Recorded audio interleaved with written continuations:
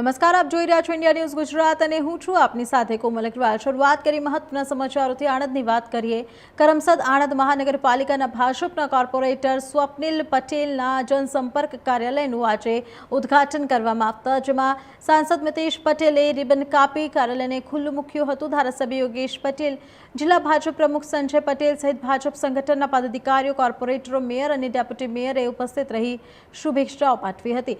સ્વપ્નિલ પટેલે કહ્યું હતું કે તેઓના સાથી કોર્પોરેટરો સાથે મળીને વોર્ડના પ્રશ્નો અને સમસ્યાઓ જાળે તેના નિરાકરણ માટે પ્રયાસો કરીશું। તેમજ તમામ નાગરિકો તેઓના જનસંપર્ક કાર્યાલયનો સંપર્ક કરી રજૂઆત કરી શકશે।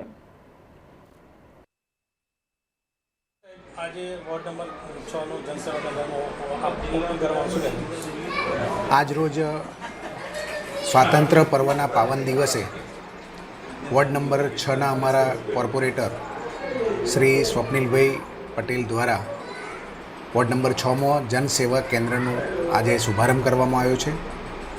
આ જનસેવા કેન્દ્રના શુભારંભ પ્રસંગે હું અમારા કોર્પોરેટર શ્રી સ્વપ્નિલભાઈ પટેલને ખૂબ ખૂબ શુભકામનાઓ પાઠવું છું અને એમણે વોર્ડ નંબર 6 તથા આજુબાજુના અન્ય વોર્ડના લોકોને પોતાના નાના મોટા કામ માટેની સુવિધા મળી રહે અને એના માટેનું એક કેન્દ્ર હોય કે જે જગ્યાએ કોઈપણ વ્યક્તિ આવી શકે એવા આ જનસેવા કેન્દ્રનો જ્યારે શુભારંભ કરવામાં આવ્યો છે ત્યારે આ વિસ્તારના લોકોને એનો ખૂબ લાભ મળશે।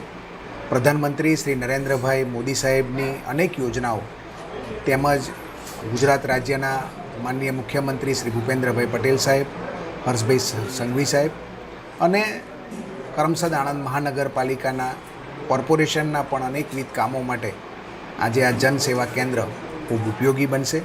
ફરી એક વખત હું અમારા સ્વપ્નિલભાઈને આ જનસેવા કેન્દ્રના શુભારંભ પ્રસંગે ખૂબ ખૂબ શુભકામનાઓ પાઠવું છું।